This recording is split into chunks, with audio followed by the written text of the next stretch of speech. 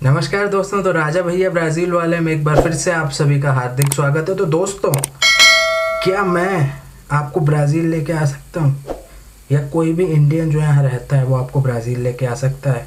Work visa पे नौकरी दिलवा सकता है कोई आपको? क्या ये मुमकिन है कि मैं आपका वर्क वीज़ा को स्पॉन्सर करवा दूँ और आप यहाँ आके काम करने लगो? क्या ये पॉसिबल है? तो दोस्तों, आज हम इस पे बात करने वाले हैं। तो दोस्तों, बात ये है, जो वर्क वीज़ा है ना, वो स्पॉन्सरशिप बहुत ज़्यादा कॉम्प्लिकेटेड है, बहुत ज़्यादा कॉम्प्लिकेटेड है, और कोई आपको ब्राज़ील नहीं ला सकता वर्क वीज़ा पर। बहुत ज़्यादा कॉम्प्लिकेटेड है। As per Brazilian labour law article 352, article 352 है CLT का। CLT जो है उस शॉर्ट फॉर्म है ब्राज़ीलियन लेबर लॉ का। सर्च कर लो, ART लिखो, 352 CLT सर्च कर लो। तो as per the Brazilian labour law article 352, अगर किसी भी कंपनी को, कोई भी छोटी मोटी भी कंपनी हो, फार्मेसी हो, सुपरमार्केट हो, कोई भी कंपनी को अगर एक फॉरेन एम्प्लॉय को कॉन्ट्रैक्ट करना है ना, मतलब उसको नौकरी देनी है ना, एम्प्लॉय करना है, तो ऑलरेडी उस ब्राज़ीलियन कंपनी में 2 लोग ब्राज़ीलियन ऑलरेडी एम्प्लॉय होने चाहिए। इसका ये मतलब है कि अगर आप एक व्यक्ति यहाँ नौकरी पे आओगे ना, तो ऑलरेडी उस कंपनी को 2 ब्राज़ीलियन लोग उसमें होने चाहिए नौकरी को। ठीक है? तो आप लोग, कई लोग मेरे से बोलते हो कि अरे मेरी गर्लफ्रेंड है, उसकी शॉप है और ऐसा है। तो मेरे प्यारे भाई, जो सोल प्रोप्राइटर होते हैं ना, वो एक ही बंदे को हायर कर सकते हैं। MEI बोलते हैं। MEI जो होता है, सोल प्रोप्राइटरशिप, वो सिर्फ एक ही बंदे को हायर कर सकता है, और उसमें सिर्फ ब्राज़ील नहीं जाता है एज़ पर लेबर लॉ। हाँ, आप अगर यहाँ रहते हो, परमानेंट वीज़ा है, आप जॉब कर सकते हो लीगली, तो बात अलग है। फिर उसमें कोई आपको हायर कर भी ले तो टेंशन नहीं रहता, क्योंकि आपके पास ऑलरेडी वो है ना। लेकिन वीज़ा स्पॉन्सर करना, वीज़ा दिलवाना जॉब के बेस पे, वो हेडेक है, वो बहुत मुश्किल है। ठीक है? तो ये आपको मैंने बता दिया। तो अब आप सोचो ना कि किसको लेके आएंगी कंपनी जॉब के लिए। ब्राज़ील में बहुत सारी बड़ी बड़ी कंपनीज हैं, तो वो किसको लेके आएंगे? जो भी ये वर्क स्पॉन्सर होके आते हैं ना लोग वर्क वीज़ा पे, वो बहुत बड़ी बड़ी कंपनीज लाते हैं। ठीक है? ऑयल की होंगी, पेट्रोलियम की होंगी कंपनीज, बहुत बड़ी बड़ी इंजीनियरिंग कंपनीज है। एक का नाम भी बता देता हूँ, हनीवेल ऑटोमेशन। उससे भी लोग यहाँ पे आए हैं। ठीक है? तो ये जो बहुत बड़ी बड़ी कंपनीज हैं ना, वो लेके आती हैं प्रोजेक्ट पे। ठीक है? वर्क वीज़ा स्पॉन्सर करके 1 साल 2 साल। मेरी बात समझ रहे हो आप? छोटे मोटे जॉब के लिए कोई नहीं लाता। कौन किसको लेके आएंगे? वेल्डर को लाएंगे, मशीन ऑपरेटर को लाएंगे या फिर वो ड्राइवर को लाएंगे, क्रेन का ड्राइवर को लाएंगे। मुझे अच्छी अच्छी नौकरियां आप बताते रहते हो, राजा भैया मैंने ना इसके लिए अप्लाई किया है, ये ड्राइवर के लिए अप्लाई किया, मैंने मशीन ऑपरेटर का अप्लाई किया। मेरे प्यारे भाइयों, इंडिया में अगर कोई आपको कह रहा है, एजेंट या टूरिस्ट एजेंट या कोई भी होते हैं जॉब वाले एजेंट, कि ब्राज़ील में नौकरी आई हो, पूरी लिस्ट भेज देते हैं वो, पूरी लिस्ट। वेल्डर, ठीक है, ये वाला ऑपरेटर, मशीन ऑपरेटर, और बहुत सारी भिन्न भिन्न प्रकार की जो कंपनीज में छोटी छोटी पोजीशंस होती है ना, उसकी लिस्ट भेज देते हैं। तो मेरे प्यारे भाइयों, अगर कोई भी एजेंट आपको भारत में कह रहा है कि मैं ब्राज़ील में नौकरी आई है और आपको हम करा सकते हैं, तो वो 101% फर्जी है। उसको इग्नोर कर देना पूरी तरह। उसमें सैलरीज ये लोग कितनी दिखाते हैं, मैंने बताया था ना, Victoria ship builder, Haiti ship builder. Victoria ship builder की तो साइट बंद हो गई हाईती शिप बिल्डर भी गया। ठीक है? तो आप खुद फंसते हो, खुद पैसे खर्च करना, और टाइम पास तो कर दो, मुझे क्या लेना देना उसमें, तुम्हारा है वो। ठीक है? मुझे आके लोग कहते हैं कि अरे उन्होंने तो सिर्फ 7,000 ही लिया है हमसे टेस्ट का। तो 7,000 ले तो लिए ना तुमसे, और क्या चाहिए उनको? ऐसा होता है ना, ये होता है। तो वो कहेंगे कि आप, बहुत सारे एजेंट हैं कि भाई पैसे आपको वीज़ा मिलने के बाद ही होगा। ठीक है? तो वीज़ा ऐसा नहीं होता। वर्क वीज़ा अगर स्पॉन्सर करना हो, तो मेरे प्यारे भाइयों बहनों, ब्राज़ीलियन कंपनी पहले रिक्वेस्ट भेजेगी आपके सारे डिटेल्स के साथ, आपकी डिग्री के साथ, आपके डॉक्यूमेंट्स के साथ लेबर मिनिस्ट्री में।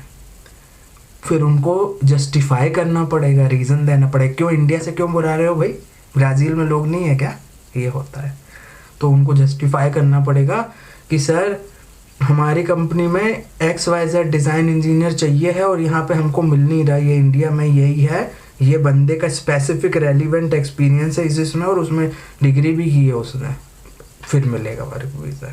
ठीक है, ये होता है। ओके, समझ में आ गया आपको? कोई ऑयलिंग में है, कोई पेट्रोलियम में है, कोई ऐसी, उसमें उसको उनको बिल्कुल स्पेसिफिक एक्सपीरियंस चाहिए है जो उनको यहाँ नहीं मिल रहा, और वही क्वालिफिकेशन एक्सपीरियंस उनको पक्का नहीं मिल रहा, तो फिर इंडिया से उनको मंगाना पड़ता है, कोई ऑप्शन नहीं है। तो फिर वर्क वीज़ा स्पॉन्सर हो जाता है, यहाँ से अप्रूव हो जाती है रिक्वेस्ट। फिर वो रिक्वेस्ट जो है मेरे प्यारे भाइयों बहनों, ब्राज़ीलियन एम्बेसी न्यू दिल्ली या ब्राज़ीलियन कॉन्सुलेट मुंबई में जाएगी, और फिर आप जो है वीज़ा अप्लाई करेंगे, फिर आपको वर्क वीज़ा मिलेगा, फिर आप यहाँ आएंगे। तो ये आसान नहीं है वर्क वीज़ा स्पॉन्सर करना, कोई ऐसा नहीं है कि मेरे को कोई कंपनी डॉक्यूमेंट दे देगी ओ भाई मिल गया वीज़ा। ऐसा होता तो पाजी आधा इंडिया इधर आ जाता ना यार, कि गल कर दो यार तुसी, इतना आसान थोड़ी है ना, सब लोग आ जाते ना, फिर इंडिया पाक से सबसे आ जाते, इधर इंडियन लोग भी हैं इधर होता है ना, तो सब लोग आ जाते, इतना आसान नहीं होता। वर्क वीज़ा स्पॉन्सरशिप की जहाँ भी बात आती है, चलो हम जहाँ भी नहीं करेंगे, हम ब्राज़ील की बात करेंगे। जब ब्राज़ील में वर्क वीज़ा स्पॉन्सरशिप की बात आती है तो उसमें लेबर मिनिस्ट्री इन्वॉल्व होती है, वो अगर ऑथराइज़ करती है तो मिलता है। दूसरी बात, जो बंदे यहाँ रह रहे हैं वो जॉब कर रहे होंगे, तो उनको भी अगर अप्लाई करना होगा ना तो आसान नहीं है। ठीक है, फिर वो अलग, वो हम दूसरे टॉपिक में चले जाएंगे, उसके लिए सेपरेट वीडियो बनाएंगे। ठीक है, चिंता मत करो। जो बंदे यहाँ काम कर रहे हैं ना, अगर उनको वीज़ा वर्क वीज़ा अप्लाई करना होगा 2 साल, वो भी आसान नहीं है। सालों का एक्सपीरियंस, क्वालिफ़िकेशन, ठीक है, अगर क्वालिफ़िकेशन आपकी वैसी नहीं है तो उसमें एक्सपीरियंस बढ़ जाता है। बहुत सारे झोल हैं पाजी, बहुत सारे, इतना आसान नहीं है वर्क वीज़ा। ठीक है, तो ये अपने दिमाग से ख्याल जो है निकाल दो, मेरे को कोई लेना देना नहीं, तुम ब्राज़ील आ जाओ, अच्छी बात है, नहीं आना तो भी अच्छा, मुझे मेरा कोई नुकसान नहीं हो रहा, आप ब्राज़ील आओगे तो भी मेरा कोई नुकसान नहीं हो रहा। ठीक है, और कैसा है कि मैंने आपको क्लियर कर दिया। अब एजेंट लोग जो जॉब अपॉर्चुनिटीज़ दिखाते हैं ना ब्राज़ील में, उसमें हज़ारों डॉलर की सैलरी होती है, $1800, $2000। मेरे प्यारे भाइयों, यहाँ पे ये जो छोटी मोटी पोजीशन की सैलरी होती है ना, ये ऑपरेटर, मशीन ऑपरेटर, ये सब, इनकी सैलरी 1500, 1600 रियाल या 1800 रियाल से ज़्यादा नहीं होगी, या 2000 पकड़ लो यार, 2000 रियाल से ज़्यादा नहीं होगी। वो कहाँ $2000 दिखा रहे हैं। तो ये चीज़ होती है। अभी क्या होता है ना कि लोग इन्फॉर्म्ड नहीं है, मेरे को तो पूरा पता है, यहाँ मुझे वर्क वीज़ा का भी पता है, मुझे सब पता है, पूरा इमिग्रेशन लॉ अपने को पता है, यहाँ पे है सब तो मैं तो आपको बता देता हूँ। अब कोई बंदा इंडिया में होगा, वो कहेगा अरे ब्राज़ील में नौकरी है, चलो अप्लाई कर दो, ये हो जाता है। तो सब ख्याल छोड़ दो, कोई आपको ब्राज़ील नहीं ला सकता, बहुत कॉम्प्लिकेटेड है। अगर आपको कोई जान पहचान वाली कंपनी भी होगी ना, अब तो वो उसको भी लाने में बहुत मुश्किल होगी, उनको सब डॉक्यूमेंट, उनको जिम्मेदारी लेके स्पॉन्सर करना पड़ता है कि भैया हमको, उनको जस्टिफिकेशन ना है। कोई कंपनी क्यों जस्टिफाई करेगी यार? वो मैं मान लो मैं इंडिया में हूँ राजा भैया, अब कंपनी कोई भी कंपनी मुझे जस्टिफाई कर देगी कि मुझे राजा भैया को लाना है क्योंकि MBA HR है, तो पाजी MBA HR यहाँ, MBA और HR जो HR वाले लोग हैं हज़ारों पड़े हैं, उसमें नहीं मिलेगा वर्क वीज़ा। आप समझ रहे हो ना, टेक्निकल बहुत ऐसे स्पेसिफिक स्किल्स, उन सब चीज़ों में मिलता है, वो बहुत कॉम्प्लिकेटेड है। कोई कंपनी यहाँ की नहीं करेगी स्पॉन्सर फालतू फुकट में। ठीक है, वो अपने काम के लिए लोगों को बुलाते हैं। यहाँ के जो कंपनीज हैं ना, अगर वो इंडिया से किसी को बुला रही होगी ना, तो वो अपना काम निकालने के लिए बुलाएगी, वो तुम्हारे भविष्य अच्छा हो जाए करके नहीं बुलाएगी समझे, कि अरे भाई इसको ले आओ यार, इसकी नौकरी लग जाएगी, इसकी ज़िंदगी बन जाएगी, ऐसा सोचता है क्या कोई कंपनी? अगर इतना आसान होता है ना, तो इंडिया में भी तुमको जॉब मिलना बहुत आसानी से हो जाता है। ठीक है, इंडिया में भी जॉब, आप इंटरव्यू में जाते हो, अगर आप बंदा परफेक्ट नहीं होता तो इंटरव्यू में उसका सिलेक्शन नहीं होता। ठीक है, ये चीज़ होती। तो वो वहाँ अगर आपको इंडिया में भी एक नौकरी चाहिए तो इंटरव्यू, ये राउंड होगा, फिर ये HR राउंड होगा, फिर ये होगा, फिर लास्ट फाइनल राउंड होगा, इतना है तो पेल देते हैं वो आपको। अब आपको लगता है कोई कंपनी आपको वीज़ा स्पॉन्सर करके लाएगी? ओए होए होए। ठीक है, तो ये छोड़ दो। जो छोटे मोटे पोजीशंस पे बंदे जाते हैं गल्फ़ कंट्रीज़ में, इंडिया से, पाक से, बांग्लादेश से, वो जाते हैं और वो होता भी है। वो अलग चीज़ है, यहाँ अलग चीज़ है ब्राज़ील में। यहाँ पे पहली प्रेफरेंस ब्राज़ीलियन लोगों को ही दी जाती है।